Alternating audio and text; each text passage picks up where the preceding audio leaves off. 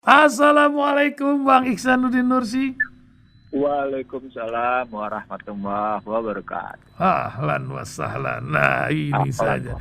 Ini kita bertahun ganti bertahun. Tidak pernah kosong di hari Selasa ini. Hatta lebarannya. Insya Allah. Amin. Masya Allah. Sehat Bang pagi ini. Rupanya banyak Insya Allah olahraga. sehat. Alhamdulillah. Luar biasa. Ini orang bilang ini macam ensiklopedia jalan ini Bang Iksanuddin Nursi.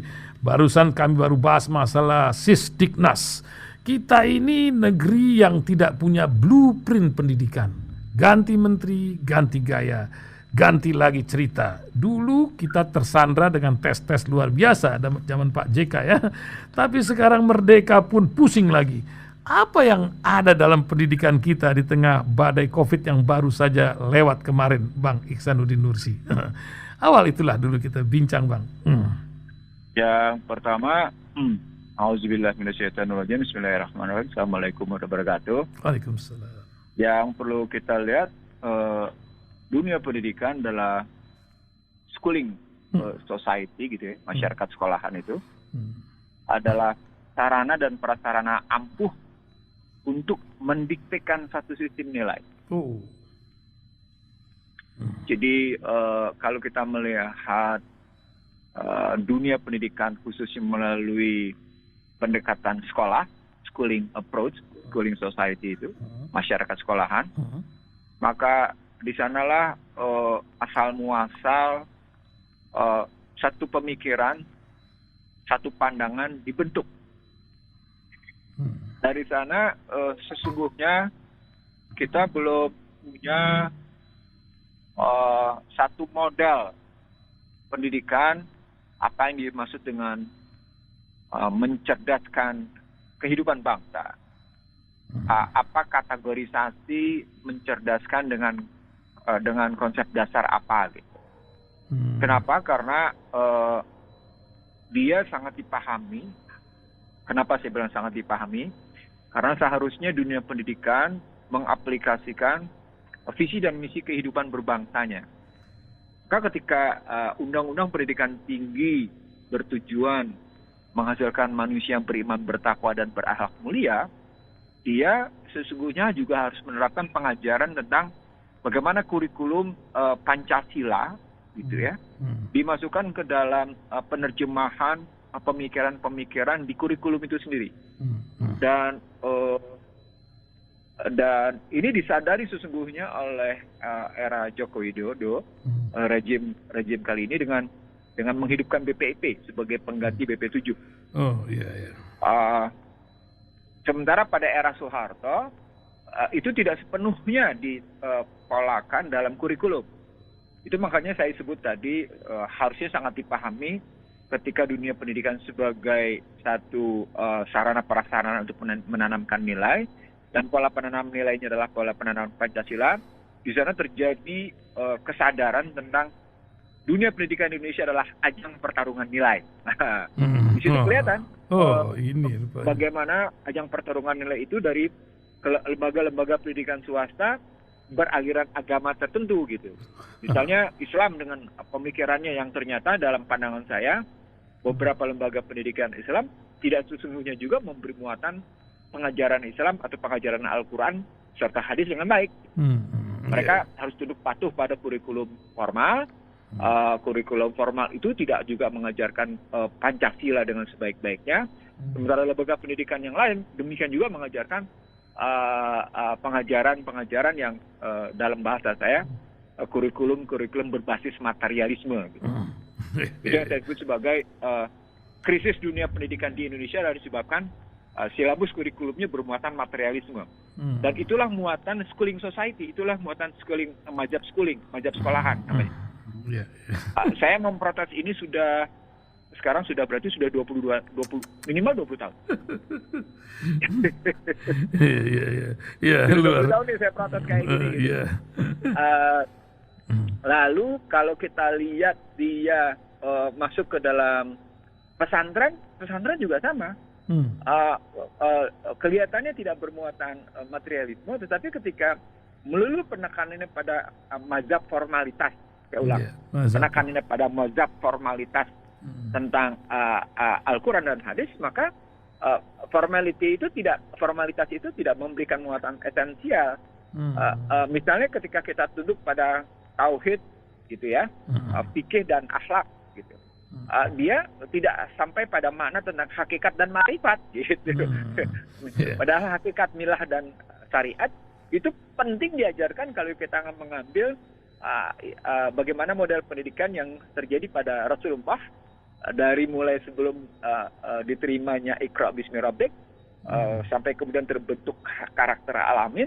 Al-Amin kemudian ditunjukkan dengan sikap penerimaan wahyu, dan dalam penerimaan wahyu digembleng sedemikian rupa sehingga tampil pemimpin paling besar dan berpengaruh di dunia. Itu kan metode pembelajaran. Jadi metode pembelajaran itu sudah ditunjukkan Allah bagaimana melalui Jibril kepada Muhammad Rasulullah gitu. Itu yang saya maksud sebagai itu sesungguhnya kurikulum. Muhammad misalnya Rasulullah dicuci dadanya sedemikian rupa itu 3 kali minimal yang saya tahu. Ketika bayi, ketika Iqra, dan ketika Isra Mi'raj gitu. Artinya kalau kita mau ngambil sesungguhnya pendidikan anak-anak yang pertama adalah pembelajaran iman itu selayaknya dilakukan pada periode di era remaja. Penanaman iman itu harus di era remaja gitu. Dari mulai balita misalnya kamu bisa melihat ya. Oh iya. Kalau kamu bisa melihat itu karena kamu punya mata. Iya, mata itu ciptaan siapa ya? Macam sederhananya gitu. Oh, kamu bisa mendengar ya? Iya. Kenapa kamu bisa mendengar? Karena kamu punya telinga. Telinga itu ciptaan siapa? Oh iya, itu ciptaan Allah gitu. Contoh sederhananya. Itu kepada kurikulumnya Al-Quran lah begitu. Luar biasa. Iya. Jadi itu model kurikulum silabus yang sedemikian rupa kalau kita ambil problem. Dan itu kan tidak terjadi pada lembaga pendidikan Islam dengan baik gitu. Misalnya kemarin kalau saya keliling beberapa tempat gitu ya, saya mencoba membangun pemahaman yang sama tentang iman saja. Dalam banyak pemahaman yang muncul, iman itu cuma sekedar yakin, iman itu cuma sekedar percaya. Padahal kalau pakai konstruksi hadis, iman itu bukan percaya. Aqdun bi qalbi, terjemahkan dulu itu aqdun bi qalbi dengan baik bagaimana. Iqrarun lisan, terjemahkan lagi ikrarnya itu apa, lisannya itu gimana. Lalu amal biarkan, bagaimana itu amal, bagaimana arkan. Itu silabus kurikulum tuh. Masya Allah. Ya memang luar biasa kita bicara kurikulum ini nggak habis-habis di negeri kita ini. Kita loncat Bang Ihsanuddin Nursi. Ini masalah yang sedang ramai ini ya, urusan pensiunan katanya menjadi beban. Bingung nih kok negara terbebani, rakyat yang terbebani atau negara? Wallahu alam ya. Karena pensiunan DPR, MPR juga sekarang luar biasa seumur hidup ya.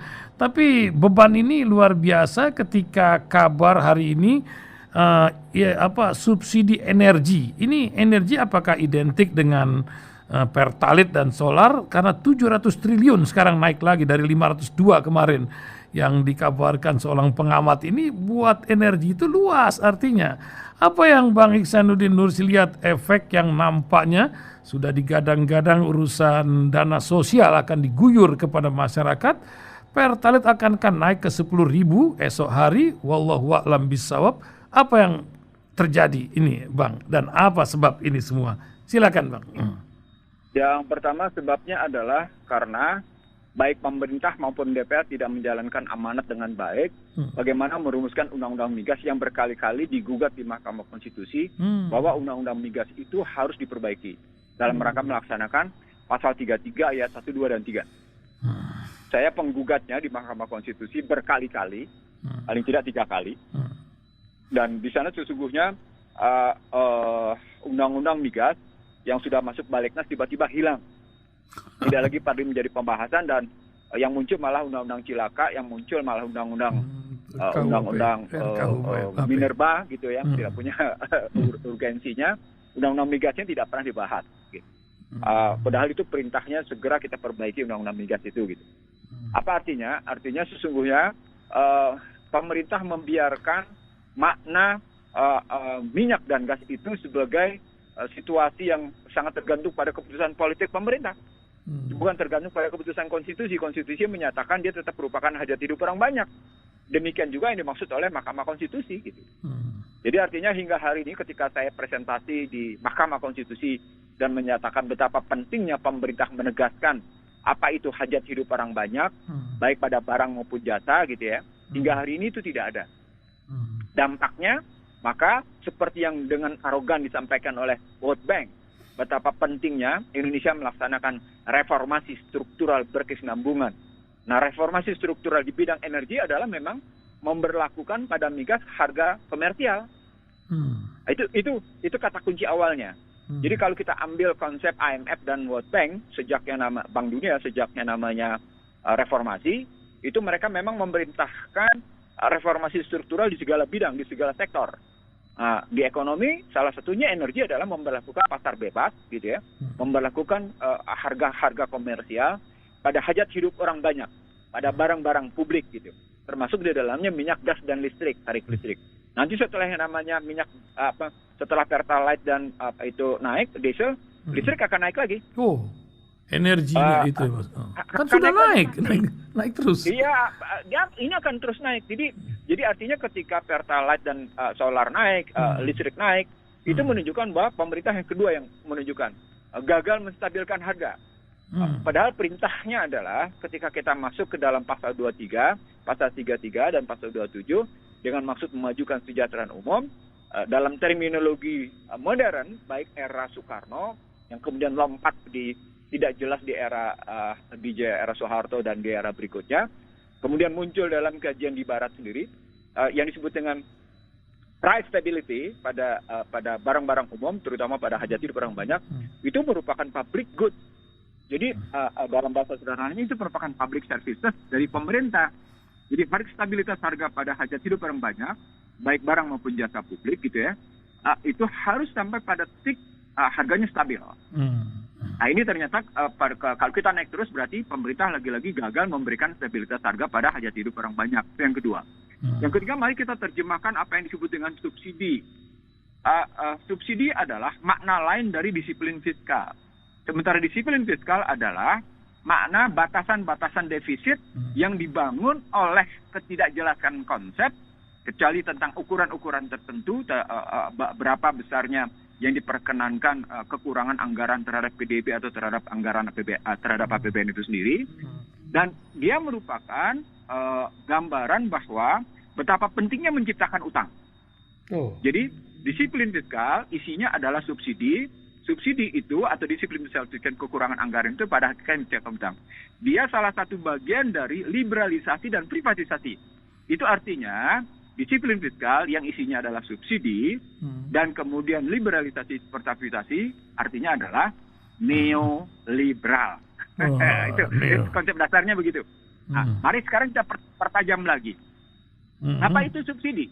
Subsidi adalah, gitu ya, harga komersial dikurangi dengan harga yang ditetapkan oleh pemerintah.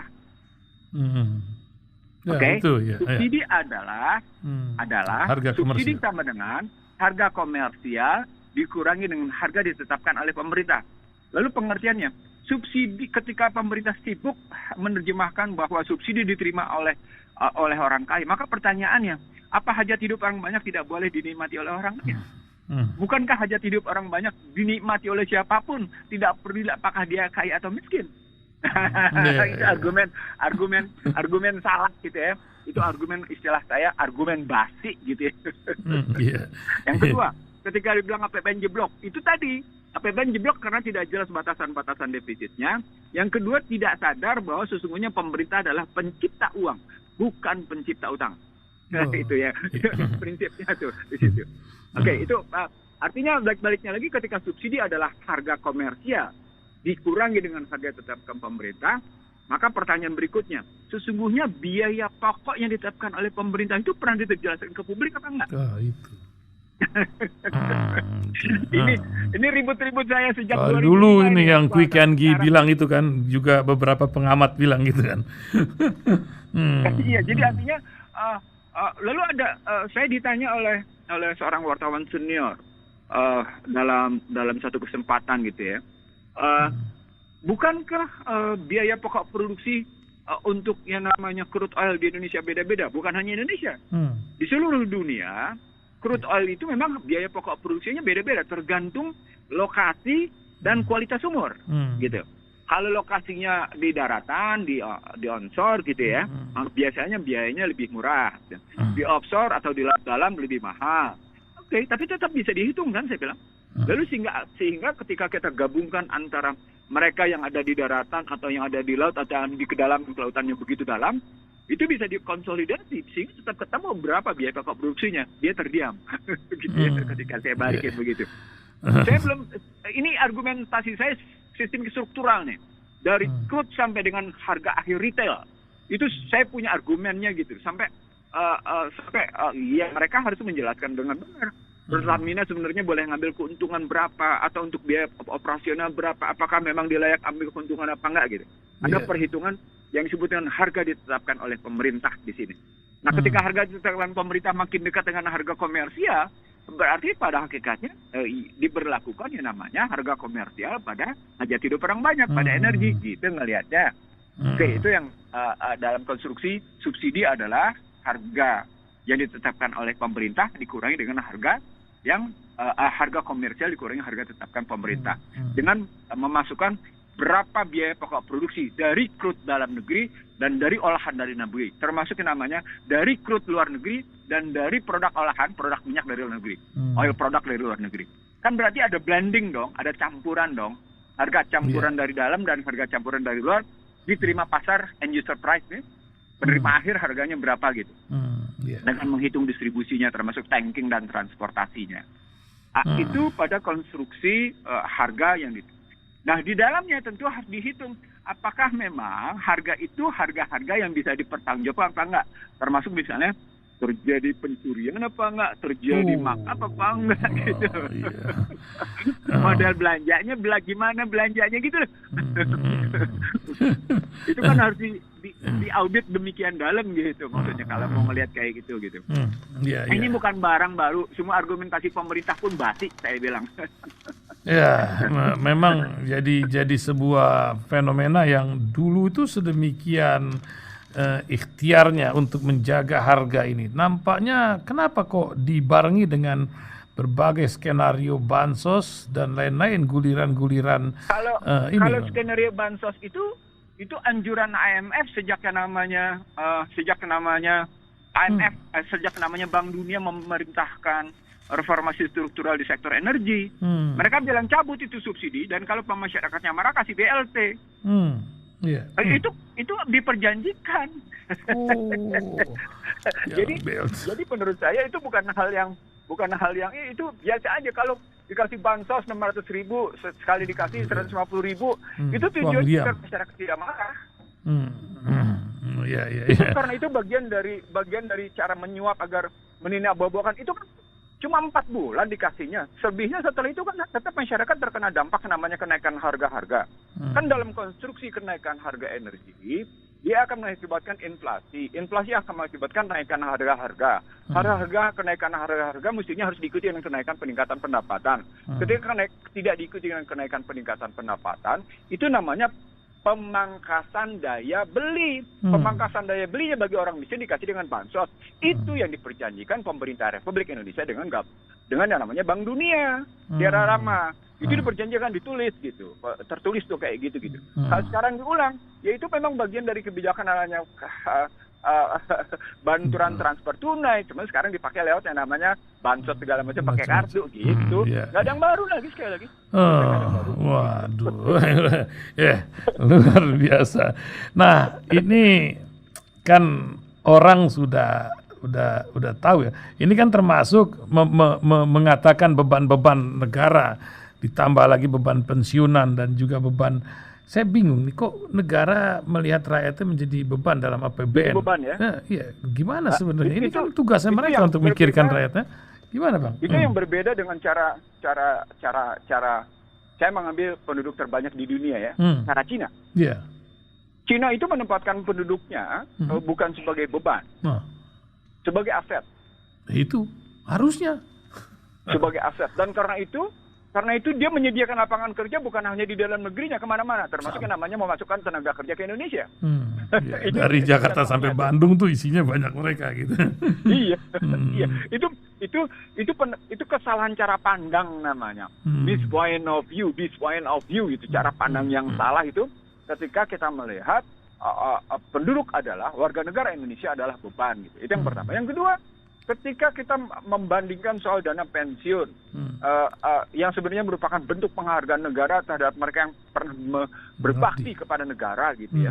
Mari kita lihat kenapa orang-orang bule, baik di Uni Eropa, di Kanada, di New Zealand, atau kemudian di Australia dan di Amerika, itu setelah masa pensiun kerja mereka jalan-jalan. Iya. Termasuk di Cina sekarang, ketika mereka pensiun, mereka kerjanya jalan-jalan. Kenapa? Karena hari tuanya sudah terjamin cukup. Masuk Jepang dan Korea ini. Karena hari pajak tuanya yang besar dijamin oleh gitu. negara. Iya. Iya. Jadi kalau kita lihat betapa negara menjamin itu, maka mereka kemudian tidak punya kesusahan. Mereka menyatakan bahwa masa depan mereka, hari tua mereka terjamin hidupnya, tidak akan pernah menjadi pengemis. Itu artinya negara memberikan kepastian masa depan kepada warga negaranya yang pernah mengabdi sebagai yang pernah berbakti kepada negara. Itu konsep dasarnya. Dan ketika itu dia sebagai beban, maka sebenarnya pertanyaan besarnya, siapa yang merupakan jadi beban? Apa yang dimaksud dengan beban? Nah, itu mereka tidak melihat struktur penduduk berarti. Itu loh. Jadi segala sesuatu yang dilihat terlampau itu yang tidak produktif dianggap sebagai beban. Ini kan pendekatan jadi pendekatan yang aneh kalau kayak gini gitu. Lain kalau di Singapura atau di mana Malaysia warga senior ya pensiunan. Kalau kita kan jadi warga lansia, itu aja literasinya sudah lain. Dan kemudian seperti terlunta-lunta menjadi pengemis gitu. Jadi gini, ketika saya di tahun 2008 sampai dengan 2012 gitu ya, 2008 2012. Saya menyaksikan yang namanya orang tua atau kakek-kakek itu menjadi tanggungan bagi anaknya. Nah, mereka disebut sebagai buffer generation, generasi penyangga. Karena orang-orang tua mereka sudah tidak lagi produktif gitu ya, dan karenanya disangga oleh anak-anaknya. Karena sistem pemerintahan belum bisa memberikan kesejahteraan pada mereka. Tapi sejak yang namanya mereka berhasil ngebangun sebuah konsep yang baik, sekarang tidak lagi kita temukan minimal sampai dari 2014 2015 di taman-taman terbuka di kota-kota besar Cina, taman-taman terbuka di Kuala Lumpur, di Singapura, kita tidak lagi menemukan orang-orang tua yang terkena stroke, yang air liurnya bereleran, karena sudah dijamin oleh negara dan kemudian dipelihara oleh anak-anaknya. Itu bukti betapa negara tanggung jawab gitu loh. Ini saya menyaksikan mata kepala aja yang saya lihat. Sekarang mereka sudah tidak lagi terlihat di taman-taman. Tadinya kita jijik juga gitu ya, di taman-taman terbuka banyak orang tua yang usianya sudah 70 ke atas dengan air liur berceceran, wajah udah pokoknya nggak karu-karuan dah gitu. Kita nggak enak ngelihatnya gitu ya, karena di taman terbuka. Sekarang tidak ditemukan lagi, hampir tidak ditemukan lagi sejak 2016 ke sini gitu.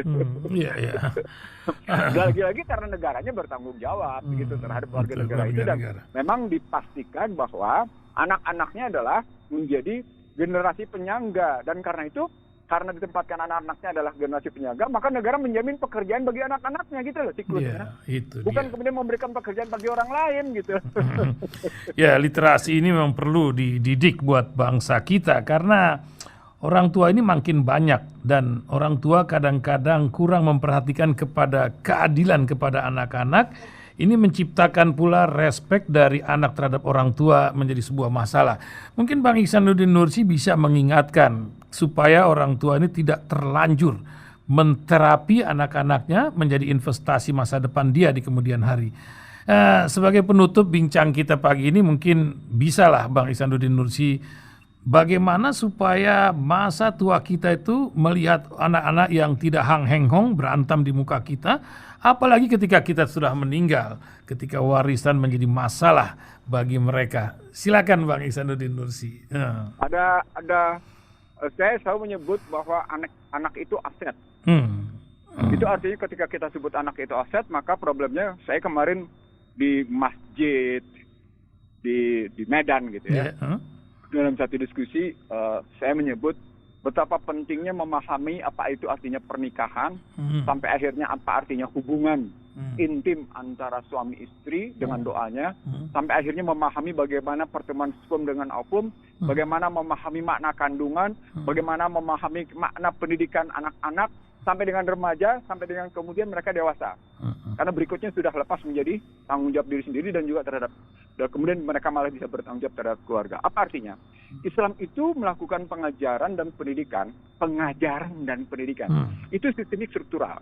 Dari yang namanya mulai pernikahan, hubungan intim suami istri, hubungan rumah tangga suami istri, mendidik anak sebagai aset, seterusnya sampai akhirnya mereka remaja, lalu mulai memberikan pendidikan dengan baik pada yang namanya juga di menjelang mereka dewasa. Artinya sesungguhnya setiap orang tua, setiap ayah dan ibu bagi anak-anaknya adalah guru-guru yang terbaik bagi anak-anak itu. Kalau mereka tidak bisa menjadi guru yang terbaik karena alasan pekerjaan, maka kata kuncinya bukan soal quantity of time, tapi quality of time. Dan quality of time itu minimal didapat 2 oleh orang tua. Kapan itu? Pada maghrib, isya, dan subuh. Gitu. Pada maghrib, isya. Kalau juga nggak bisa maghrib, minimal isya. Gitu. Isya dan subuh. Kalau nggak juga bisa isya, minimal pada subuh. Gitu. Dibangunnya. Pendidikan itu harus dilakukan. Dan berikutnya, penting di sini melakukan pembelajaran bagaimana konsep pengetahuan, konsep keimanan, pengetahuan, pembelajaran, pengenalan, penilaian, pertanggungjawaban, dan pengawasan itu dilakukan, ditanamkan sejak awal, sejak dini, seperti saya ngambil contoh tadi. Misalnya memahami bagaimana telinga, bagaimana mata, bagaimana kata-kata, bagaimana tindakan, bagaimana bertanggung jawab, bagaimana secara proporsional, kapan dimanja, kapan tidak dimanja, gitu. Nah, ini memerlukan pembelajaran dengan baik. Ini sesungguhnya bukan kita bisa lepas di sekolahan. Bukan bisa kita lepas di schooling, di mazhab sekolahan itu. Ini dimulai dari rumah, gitu. Nah, kalau rumahnya sudah mengontrakkan itu pendidikan itu ke sekolah, jangan salah kalau sekolahnya isinya nggak karu-karuan, ya anaknya jadi nggak karu-karuan. Gitu. Jadi jangan menyalahkan sekolah, gitu. Sekolah itu justru karena kita menyekolahkan mereka, mengontrakkan mereka di sekolah, jadi begitu, gitu. Karena kata kunci pendidikan itu, kata kunci pengajaran itu di rumah, bukan di mana-mana. Dan yang menjadi ustadz dan ustazahnya adalah orang tuanya. Madrasatul Ula itu mulai dari ibunya. Itu karenanya saya lebih berperan, lebih berpikir, gitu ya, menunjukkan bahwa perempuan itu lebih utama ada di rumah untuk mendidik anak-anaknya, gitu.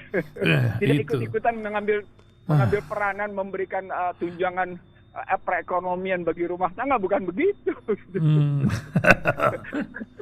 Itu tampaknya pendidikan itu memang apa namanya. Yang kedua yang paling penting lagi. Apa, Bang? Yang kedua yang paling penting lagi. Jangan masukin rezeki yang haram ke mulut anak. Masya Allah. Banyak. Jadi kalau misalnya kita sudah, apalagi kalau kita sudah menjadi pejabat, gitu ya.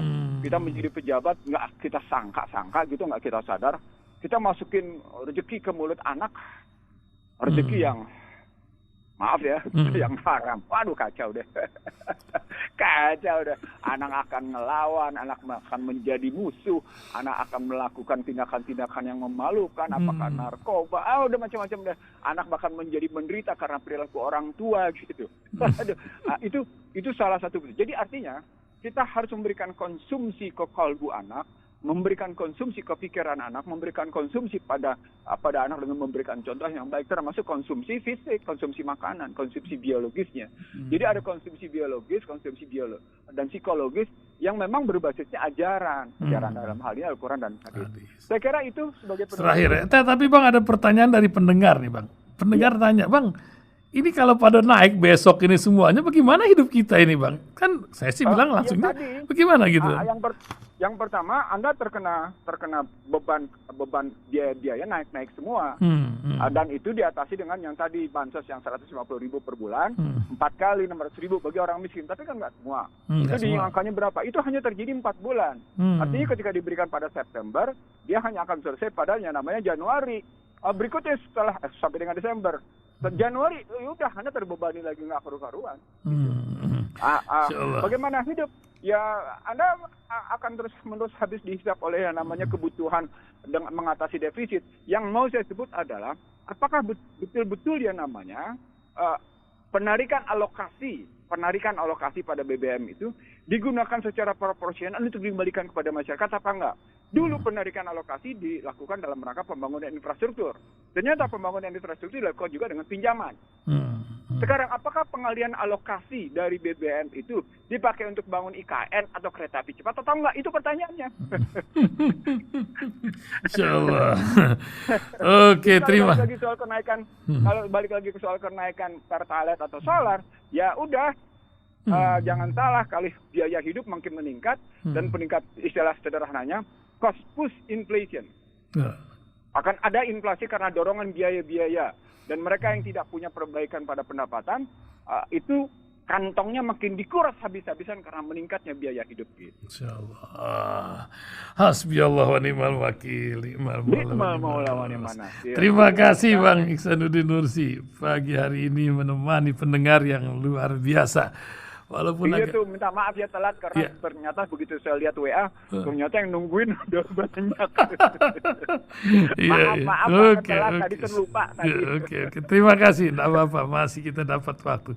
Terima kasih hari ini telah menemani pendengar dan memang selalu ditunggu hari Selasa Bang. Pagi ini. Oke. Assalamualaikum. Sebagai penutup mohon maaf kalau ada salah. Subhanakallahumma wa bihamdika asyhadu an la ilaha illa anta wa astaghfiruka wa atubu ilaik. Mohon maaf lahir batin. Assalamualaikum warahmatullahi wabarakatuh.